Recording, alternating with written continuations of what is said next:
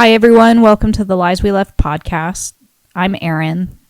We are here together as sisters, and in this podcast, we talk about trauma and the childhood abuse that we endured and the lies that we are leaving. Today, we're a little sad because our sister Rachel is not here with us. She's not feeling well, but this is giving Brooke, Ashley, and myself an opportunity to talk about our diagnoses of DID, Dissociative Identity Disorder. For whatever reason, I want to say dissociative, but it's dissociative. So there we go. So we're going to be talking about that. This might be triggering. This might be inappropriate for a younger audience. So please keep that in mind. Okay, so where do we want to begin? Well, I mean, Erin, you started this ball. You were the first one who got diagnosed. So why don't you go through the story and then we'll interject as we came into the picture. Yeah. So I started doing therapy with this particular therapist in June 2019. And I don't know how many sessions it took, but she had me take this. Was it a quiz? Y'all did the same one. Very long test. Yeah, it was long. I remember that. I was drained after doing that test. I can't really remember how I felt afterwards, but the next session she went over the results with me, and I did have PTSD. I had anxiety. I had some mild forms of depression. But it wasn't that extreme. But something that I did have that I had never heard of before was dissociative identity disorder, DID. And, she was explaining it to me. And for me, I don't know. I think I had a little bit of confusion. I was a little upset at myself, and I don't know, it took a little while for me to accept this. You called me freaking out. Yeah, I thought I was crazy to say. I mean, I understand anyone with this not personality. It was formerly known as multiple personality disorder.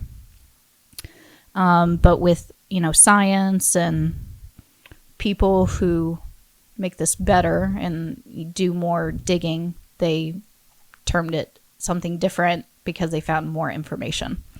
So I don't know. I felt like I would never tell anyone this, but I was hard on myself. I was like, oh, I'm crazy. I that's how I felt. What about y'all? Well, when you told me about it, I was like, good God, Erin, stay off Google. That's going to give you the worst case scenario always. Don't go there. And I was like, are you sure it wasn't borderline personality disorder? And then she was like, well, wait, it's kind of connected. And she was like, how do I even trust this woman, meaning the counselor? And I was like, well, wait a minute. You've been seeing her for about 2 or 3 months. Why would you get a feeling all of a sudden? And looking back now, knowing what I know now, it was your parts trying to protect you. I wish I had known everything I had known now back then. But my experience was, as I'm looking up stuff to help my sister from freaking out, I'm looking at it and seeing a pattern in myself. And seeing that I'm easily triggered, that I avoid things out of the ordinary just upset me. And that's when I was like, okay, well, I've done cognitive behavioral type therapy. I've done talk therapy. Let's go down this road and see where it leads. Because that's the kind of person I am. I would rather know what I'm dealing with than just be the rug pulled out from under me. So I was like, well, I'm not going to wait for someone to do this. I'm going to do it. So I did. Yeah. How did you feel after you got your diagnoses or diagnosis? The test was very hard for me. I had a hard time putting the pieces together, even in the questions. I remember stopping a lot and asking her, wait, what does this mean? Am I doing this literally? Or is it like, I just had a very hard time. It was like my brain had shut down, and I became very third grade, if that, but I wasn't. It took, I think, about till the next session. So we ended that session, and then the following session, she went over, the scores, and I'm looking at my scores right now, and it's called the mean amnesia score. And I'm not going to give that total score, but you have these parts. The child, I had 45.7% of a child part. The helper was 100%. So I have a very strong part who is a helper. Anger, the angry part of Brooke, was 7.5%. The persecutor was 14.3%, and opposite gender was 0.0%. So with these total, so the total percentage is 100, correct? That's what I believe so, out of 100, and then yeah. And then you have these distinct parts, and it's not saying what part you like, the names of your parts, but it's correct. It's giving whatever part is the helper part. Yeah. You have that much. And then what was the first one? Mean amnesia? Like Mean amnesia score. Oh, okay. So my child part, or excuse me, my helper and my persecutor were the two top parts, but the only thing I scored 100% in was helper. So I don't have my results, but I do remember the helper and the persecutor. Like, I had a stronger helper, but I had, like, coming in second, a strong persecutor, which meant I was my worst enemy. Yeah, same with me. Yeah. So I do remember that. Ashley, what about you? Well, similarly, when I took my test, I remembered feeling, I felt very understood, because she kept asking questions and the questions kept applying to me. And I was just like, yes, I do that. Yes, yes, yes, and yes. So for me, it just made a lot of sense that I was diagnosed with that. I did not know I also was diagnosed with complex PTSD. So that was also interesting. But anyway, I don't remember what my scores were, but for the first time, that day was the first time that I felt like I could finally understand myself and my behaviors. And the biggest thing with me, with my DID, is that I didn't remember like hardly anything from my past. I maybe had some flashbacks, but the reason why I didn't believe those flashbacks, like the one with Cindy, was because it wasn't an entire memory, So for me, it put a lot of the puzzle pieces together. And that's really just when the work began. See, I just didn't feel that way. I felt like I had been outed. Like I don't know. It was shameful to me.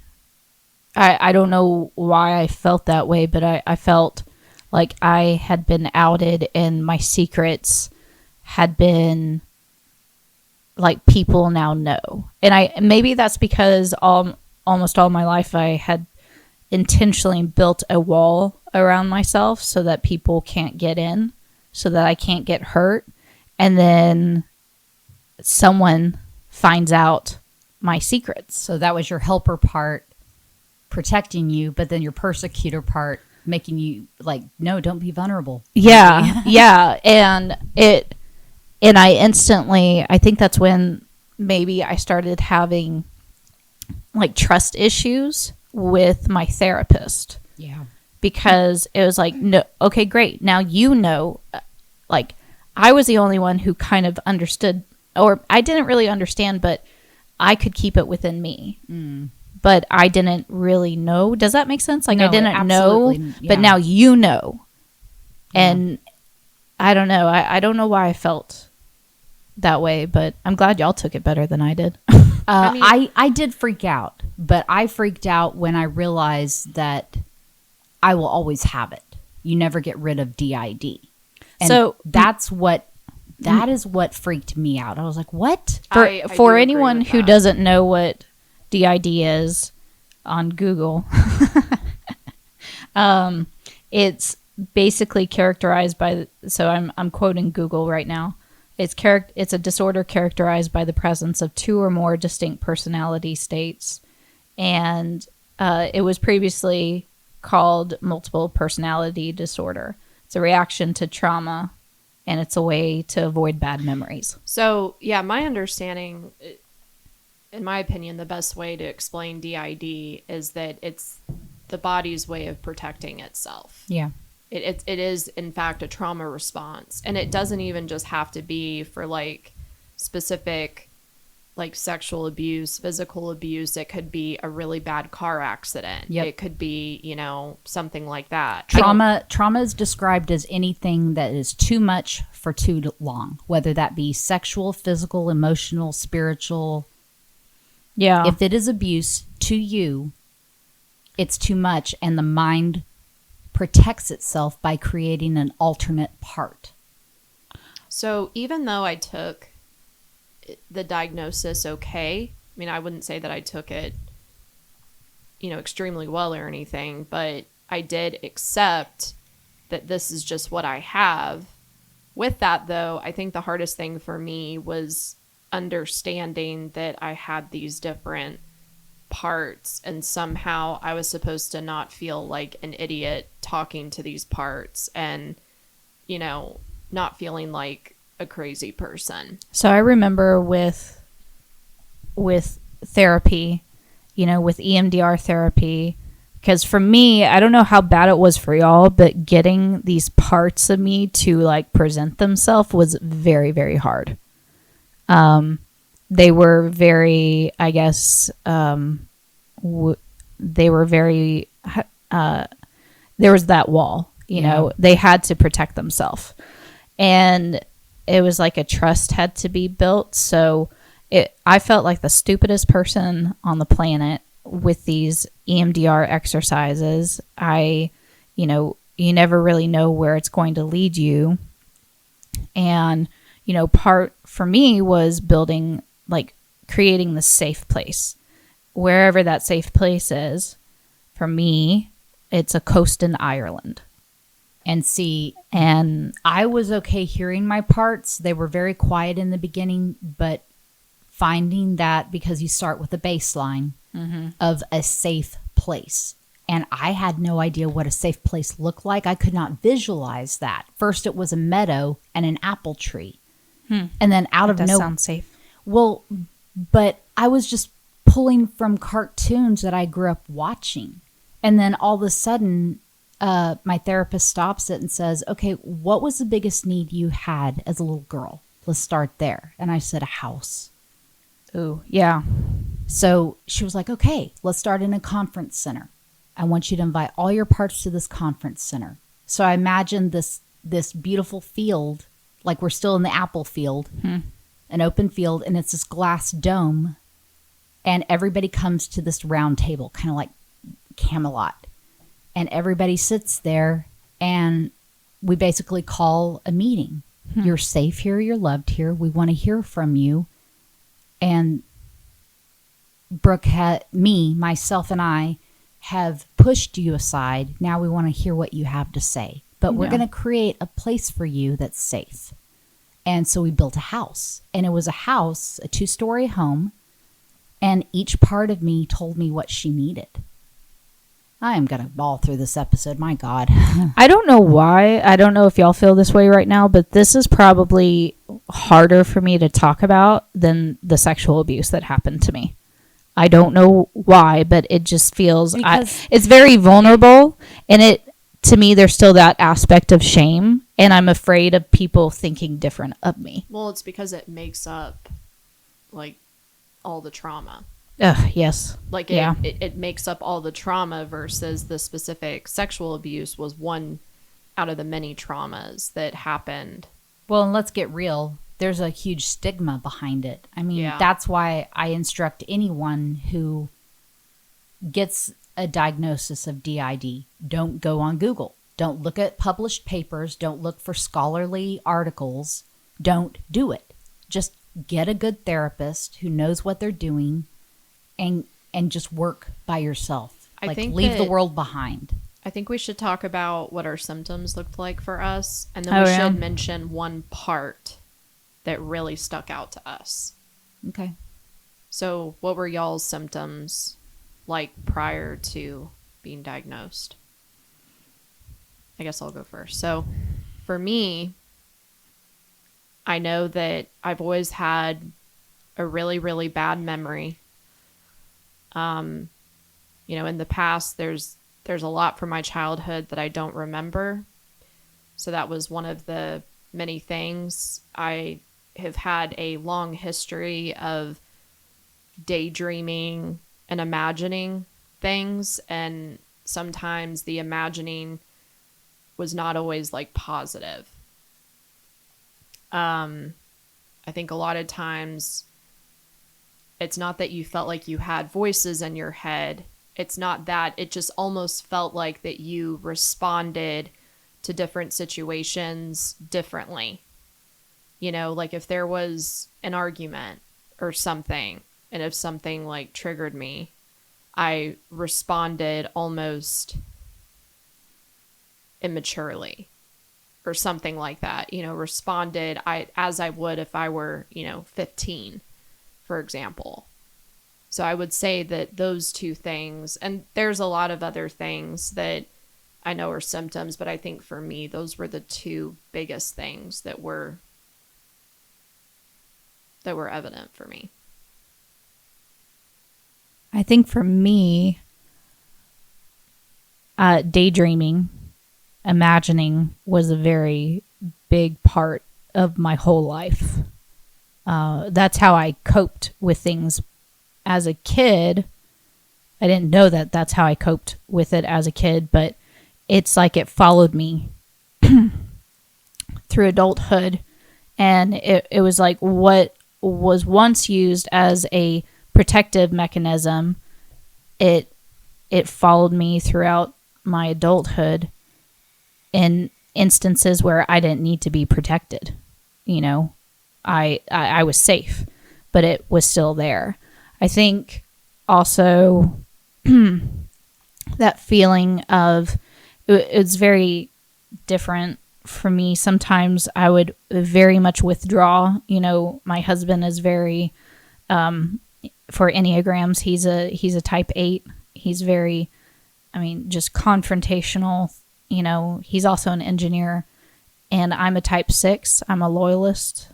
I forget what a type 8 is. I should know this. But I was, his abruptness, I would usually counter it with I'm withdrawing. And so I always withdrew. But then sometimes it'd be like I would get so angry that I would just I would be completely unreasonable. Like he was my target, and I was going to blow up that target. Does that make sense? Mm-hmm. Yeah, So- definitely. Yeah. I forgot what the original question was. I don't know if that's Symptoms me disassociating. symptoms before being diagnosed. I mean, obviously, deep imaginations. I definitely got lost in TV, movies. And I don't know why there's a lot of shame for me in this, but growing up, we had a different world than what we saw on TV. Mm-hmm. We weren't allowed to watch a lot of the shows. So I grew up on the Donna Reed show in the 1980s.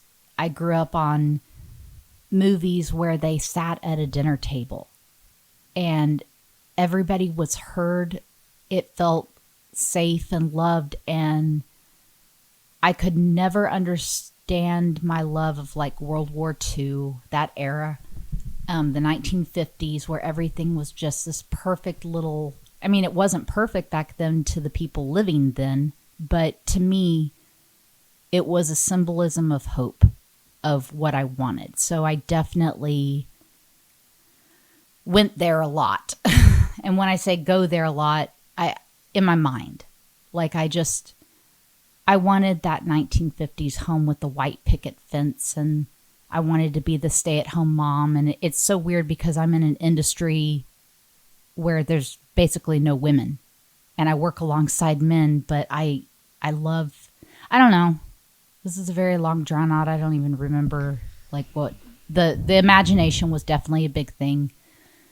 But then looking back, when those parts would come out, I would definitely try to hide the voices.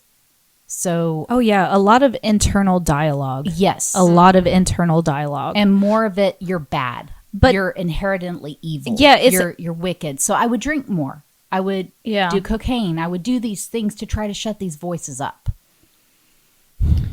And for, the listeners, when I say internal dialogue, it wasn't like I had this, this conversation with myself. It wasn't like, Erin, what are you eating today for? And then another personality would come out, well, I'm going to eat fucking chocolate chips. And then another personality would come out and be like, but chocolate chips are bad. It was these internal dialogue of just, you shouldn't eat that chocolate chip cookie. Well, why shouldn't I? It's almost like with the parts you have, if something triggers you, it's like something inside of you, one of your parts, like it's almost like you can, this may sound really crazy to say, but you can almost feel and like picture how that part is responding to whatever is happening. And then you have parts that are saying, no, you're not good enough. Yeah. And I know that may sound like just bad self-esteem, and that could be, but the thing is that once you identify these parts, you start realizing when they're talking and when do they present themselves more often in your life. I think for like, so what is it like now that, or before I guess we get into that, maybe we should talk about a part that maybe, should we say that we had the most conflict with, and then one that we resonated the most with, or hey, what about this? What about us naming the part that started bringing the healing, and then the part that we had the most conflict with? Okay. For me, the part that brought the most healing was a part of me that was probably around the age of 5 to 7. That was probably when I was most ashamed of myself. Well, maybe not most ashamed, but I was embarrassed of that girl because everyone was embarrassed of me. And that is probably the most distinct part of me where I had to start building the trust and accepting her, but realizing that she was beautiful, realizing that she was not the things that people told her that she was. The neglect that she endured, she was worthy. She was enough. And I think I didn't like her the most because that was the part that I was the most ashamed of. What about y'all? Are we doing worst case and best case too? Let's do the best, or the part that brought us the most healing. Oh, okay. So for me, that was little girl Brooke. That was the youngest when I was molested the first time with the satanic ritual abuse. She was very quiet and she didn't have a lot to say. And she didn't speak. And when she did, she stuttered. And there was a point when she stopped stuttering. The things that she told me she wanted in her bedroom was just a window to look out. She wanted a cat in her bed and a little canopy bed. And she wanted a fridge in her own room so she always had food. And there was something very healing about hearing her talk. And I don't really hear from her a lot these days. She's still quiet in nature, but I notice she will talk when I'm around children who feel less than worthy. Yeah. And she definitely makes herself known when I feel that I'm in the presence of someone who feels like trash and not special. And there will be a pain in my pelvis area and in lower back. And that's when I have to stop and say, okay, little girl Brooke, you are loved, you're safe, you're treasured. Nothing bad or evil is ever going to happen to you again. I want to hear what you have to say. What are you feeling? So I guess with me, I remember, sitting in the therapist's office and introducing the concept of the parts, and we do the first whatever exercise it was with, EMDR. And I remember like closing my eyes and, I have the tappers and I'm thinking, and the part that I think for me, it was the most conflicting. Well, one of the most conflicting, but also the most healing, was, that really sad cartoon, The Little Match Girl. That's exactly what is The Little Match Girl? Oh gosh. It's a really sad. It's just sad. The Little Match Girl, the little cartoon, is where she runs away from her dad who's abusing her, physically abusing her. Or wait, no, I think he was just abusing alcohol really bad. And she wasn't getting enough to eat. And so she runs away and she only has I think 3 matches on her. And she sits on the side of a building and in the cold and she's laughing at me because she's looking at me and my eyes are welling up with tears. I'm like, she sits on the side of the building and it's snowing. It's a blizzard outside. Okay, and she keeps I don't remember this. She keeps asking for help and nobody will stop to help her. And she's freezing. She hasn't eaten. What the? Okay. And so she strikes a match and she starts imagining with the first match that her mom loves her and this, that, and the other. She didn't want to build a fire with those 3 matches? She couldn't. Oh, hell. She didn't she have only had 3 anything. freaking matches, Aaron. So she wants to waste it on imagination. Then she strikes, I think, the second match, and I don't remember what it is. I think it was maybe a bunch of food, and she imagined being able to eat all this food. And then the third and final match was her grandmother. Does she die?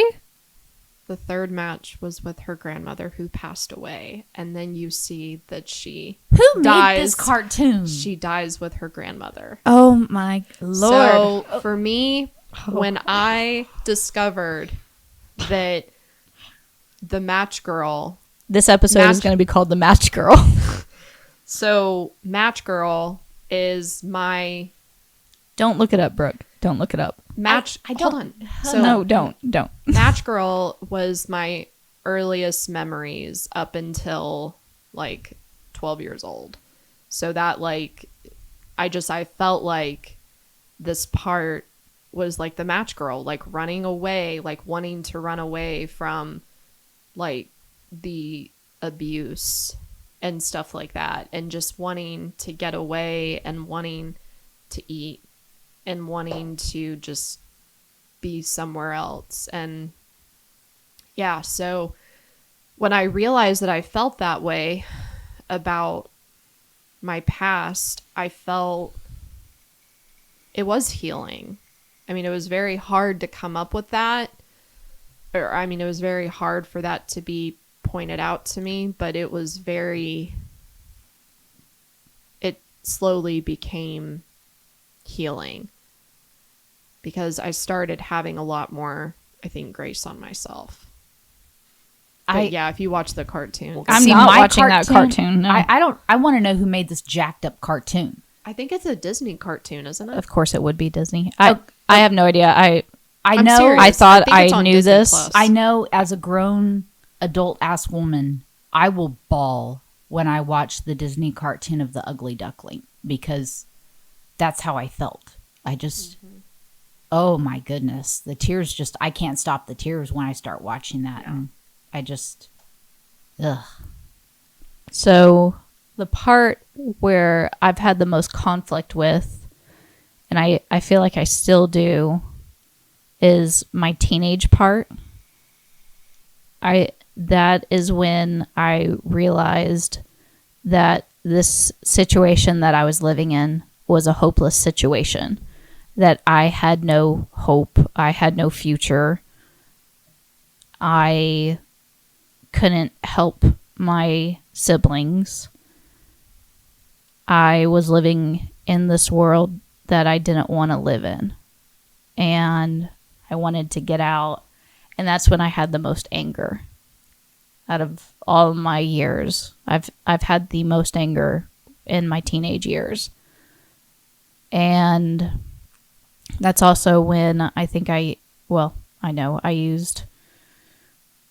say used, but I wasn't trying to, but the guy that I was with, he was my escape, I loved him and I wanted to be with him. He was really the only out I had.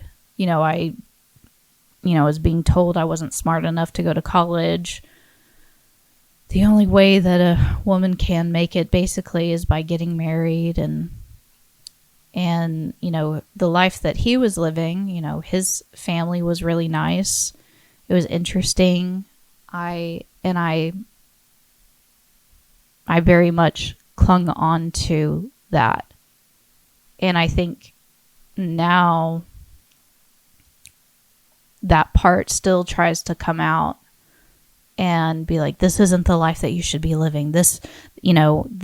She, I guess, hasn't come to grips with the fact that what happened in the past has happened, and that's not the life that we're living. And I mean, as an adult now, like, I know that's not the life I want to be living, and I love the life I have now. So it's like there's this conflict all the time of just that part wanting to go back to that world because that's what she knew. She doesn't see the hope in anything. And so it's like I have to continually remind her, you have a good life now. Like, these are the things that you've accomplished. You have 3 kids that love you. You have a husband that loves you, and you love your husband. But then also that anger really comes out. So if Travis and I have a fight, sometimes I'll become completely unreasonable with my anger. And, that I think that's how a lot of it comes out. But I've noticed too that with cases of abuse, and I've noticed that with the job that I have with CPS, I try so damn hard to do everything in my power to protect a child, whether it's finding more information to prove that the child was neglected, abused, whether it's, this or that. I very much Nancy Drew everything. And I become very anxiety ridden when I can't get more information, when I can't make people see, when the judge orders something that is completely against what the child should have, when an attorney, does their job and fights for their client, the parent, and the kid ends up having to suffer for it. You know, I get upset at that. I get pretty damn upset at it, and I become very anxiety ridden. So that part is probably where I have the most conflict. And I think it's because I wanted to protect y'all, and knowing what I know now about the abuse that I endured with Ashley, and I was around, like that part really comes out. What about you, Brooke? Sorry, this is really hard.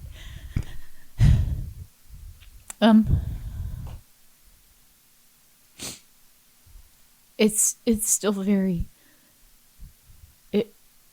it's confusing. There's a lot of guilt and shame associated with it.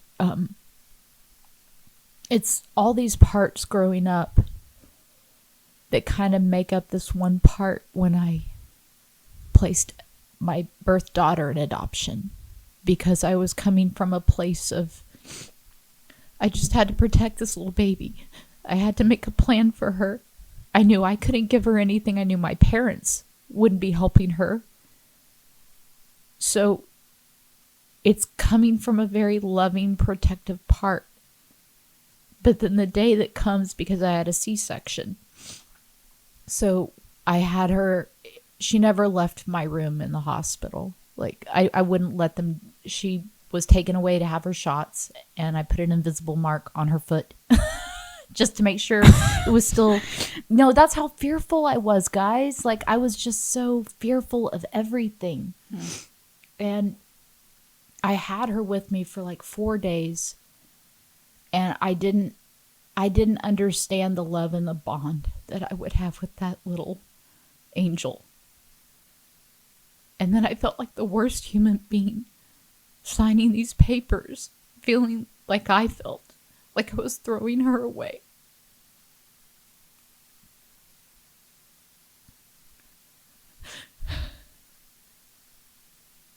And it's very hard today to still, like, my mind logically takes over and says, no, you made a plan for her. But then there's this very wounded part that knows you're never going to dress her for prom. You're never going to be the mother of the bride. And a part of me feels very like she wasn't worth it, so I gave her away. But I know that's not why. It's so damn confusing. I'm crying here, and I can't even make sense of it. Yeah, like, you placed her, and you gave her 2 amazing parents. Yes. You gave her everything. But there's that part of you that says... So you had way more consideration and love in your heart than Cindy and Dad did, because Cindy and Dad did the opposite. They kept us in a horrific situation, and instead you did something very selfless. And see, you know that, like, I know that, yeah. But there's that part of me that will always, did I mess her up for life? Did she wonder why I didn't want her? And that is not true any way, shape, or form. I know she knows I love her. But yeah, it's very confusing. Yeah. What about you, Ashley? I think as far as the most conflicting part, I don't know that I ever came up with a name for this part, but basically this part has always held a lot of fear and anger and just like lack of trust. And that part has come up in different situations. So, I mean, I would say that part was the most conflicting, because I wouldn't understand why something made me so angry or so fearful and just wanted to fight, and was angry at me, it seemed like. So I think that was difficult to work through. So how are we integrating our parts today? I'll go first. because I'm pretty honest about everything.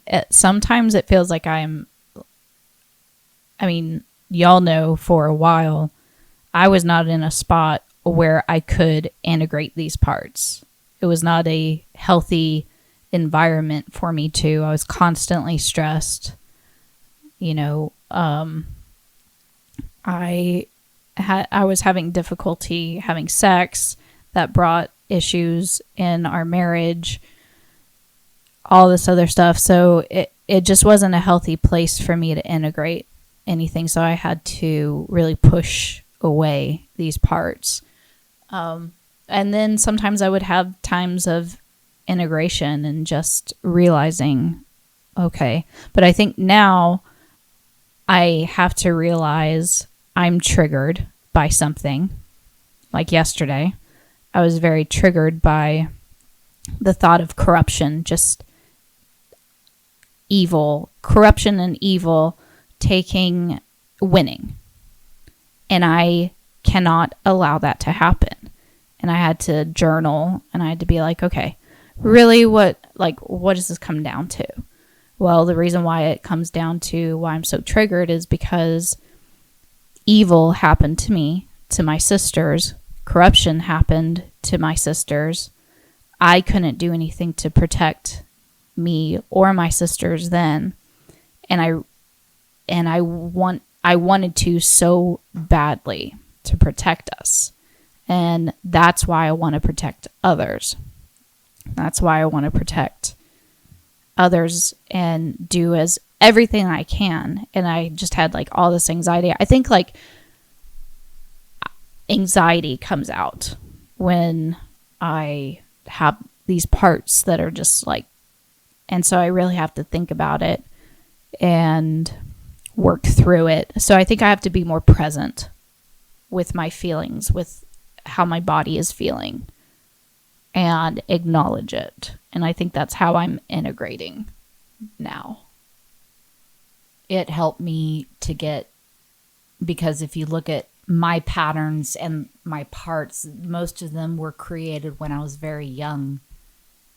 So for me, the breakthrough really happened when I was being honest with Stephen, my husband, about these things, and he got on board with it and started talking to my parts.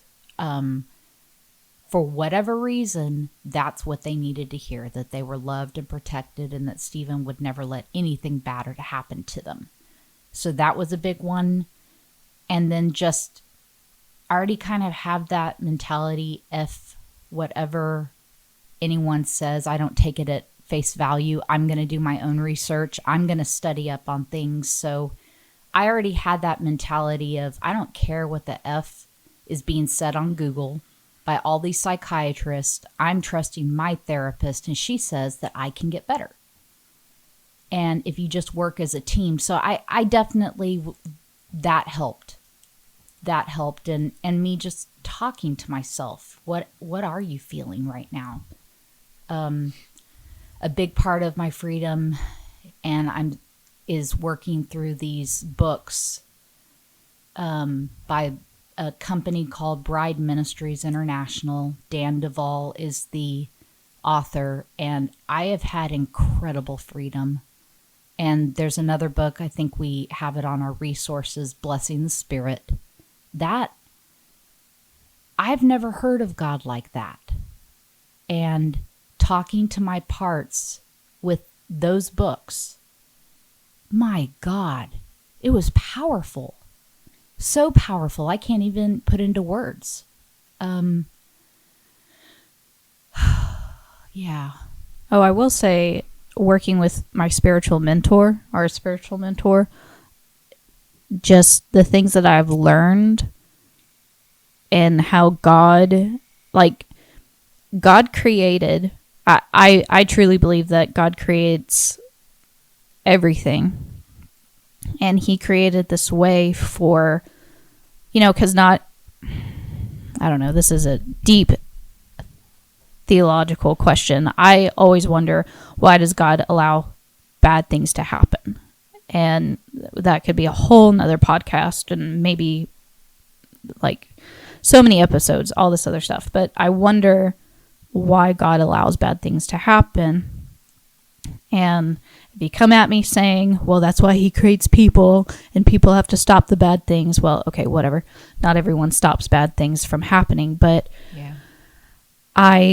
seeing that God created this survival mechanism for me to be able to survive the environment that I was in, because there was no going out. No one spoke out against the abuse, or some people spoke out of it, but we had parents that really masked things. CPS was never called on our family.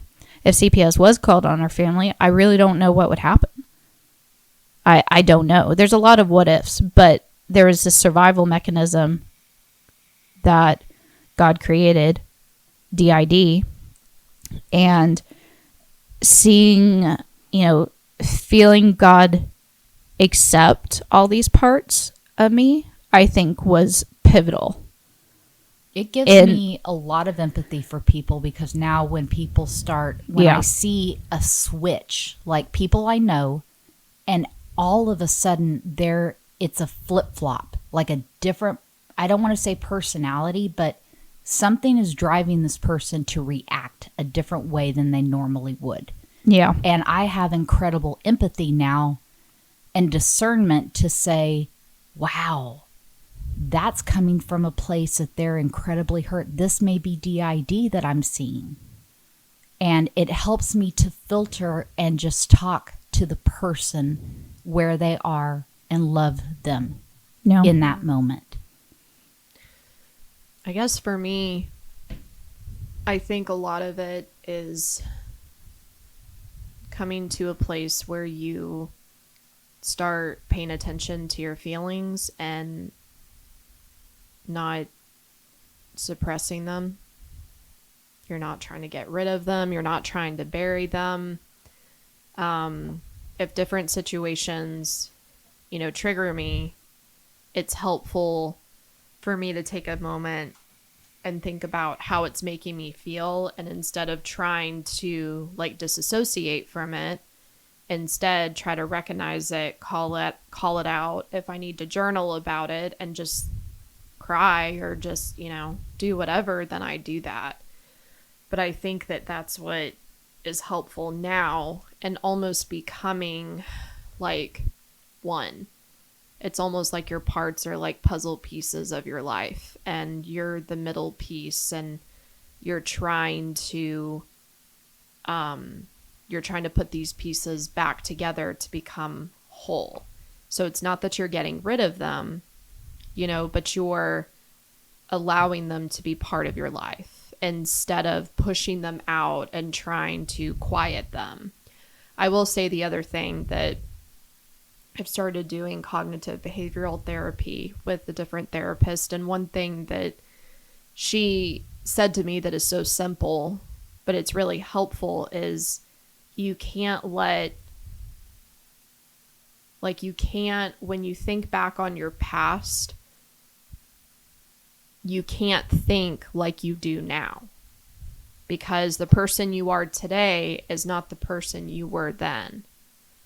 So it's and I think that causes people to, and I think everybody does this, it causes people to almost resent decisions that they've made or things that they've said or done or whatever, and so I think that that's pivotal, is that you don't, I think vice versa, you try to call out when your parts are trying to act out in today, so it's if I'm having an issue with something today, one thing I have to remind myself is that I'm not in that situation anymore. This part that is afraid, match girl, she doesn't have to be afraid today. She's not in constant danger of, sexual abuse anymore. She doesn't live in that environment anymore. So you have to almost combat these thoughts that you have and combat that thinking, because if you don't,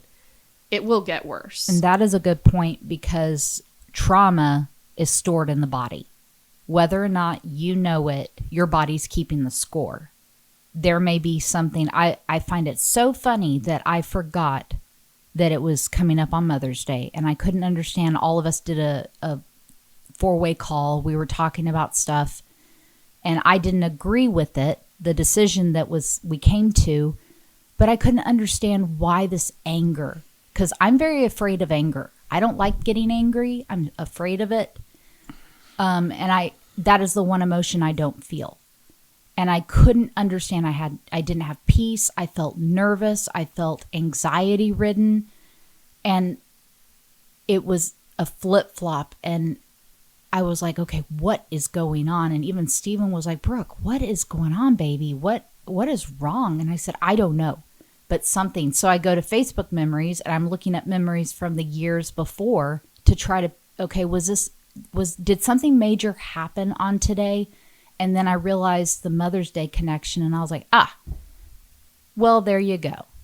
Because Mother's Day for me has been hard ever since the placement of my birth daughter. But then also I haven't seen my son since he's 3 years old.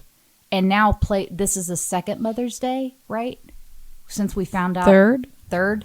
Right. About Cindy. Like, it just, I don't like Mother's Day. And by the time this episode is released, it won't be Mother's Day, right, but it's coming up. But just knowing and making that connection, that there was a memory stored there in my body. Yeah. The anger went away.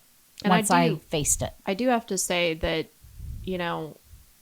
it doesn't, for any of us that, maybe get particularly irritable or really sad, it doesn't the way that you treat someone, it doesn't excuse those things. Like, it doesn't excuse for how you treat someone else necessarily, but what it does help you to see is, okay, I need to have more grace on myself right now. I need to do things that make me feel better. I need to just kind of have it in the back of my mind so that way I'm not over planning. I need to make sure that I'm not trying to have all these distractions that, make me exhausted.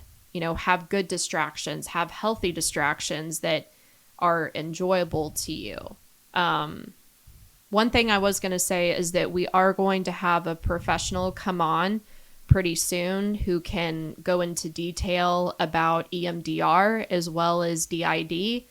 And they can explain that more from a professional standpoint and maybe a little bit better than we've explained. We just wanted to kind of have an episode where we're sharing our personal experiences with DID and, how that whole process went for us. So in one of the upcoming episodes, we will have a professional who comes on. And I do hope that y'all can, if you feel inclined, check out our website. There are resources on there. If you need help or, if you need help finding a therapist, there is a resource on there that allows you to, on psychology.com, I think is what it's called. You can find specific specialists according to what you need. I will say too, for spouses or for partners or parents, or basically if you have a loved one that you either know has DID or you suspect they have DID, obviously if they don't know they have DID, but you suspect it, don't tell them about it maybe. But do your own research and start being cognitive of the fact that might be an issue that they're dealing with. And, do your own research. And even though you might not, encourage them, if you have that type of relationship, encourage them to get help. Encourage them, don't gaslight them. Don't do anything like that. But do your own research and trying to help your loved one. I guess that's it. Is there, for anyone who does have this diagnosis, you are loved, you are unique, you are not crazy, you're perfect. There were things that happened that your brain had to make a way to survive. And if anything, this is this is a way to appreciate your body, appreciate all the mechanisms that we have so that we can survive the instances that we have been through. We love y'all and continue listening. Oh, sorry. For anyone afraid of going down a road of healing, because we may have butchered something for you in your mind. Maybe you're afraid of going down this road of getting help. There is nothing to be afraid of. We can't change the things that happen to us, but you do have control in how you move forward. And this is one of the most safe ways to move forward so your life begins to make sense. You can have a full life with or without this diagnosis. And I would encourage you to really look into it because it's life-changing. When you finally get your parts working together, it can be so powerful.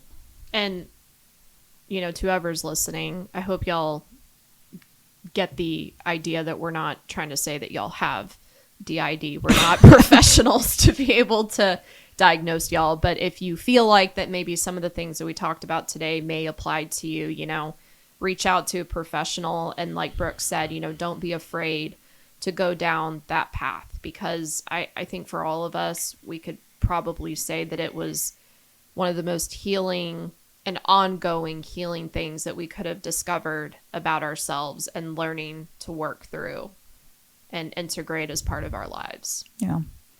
Well, we love y'all. We hope that you continue doing the hard work of healing, and it's so amazing whenever you can take these tiny little baby steps in your journey of healing.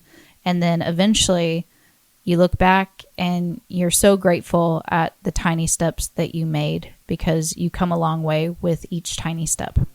We love y'all and continue doing the hard work.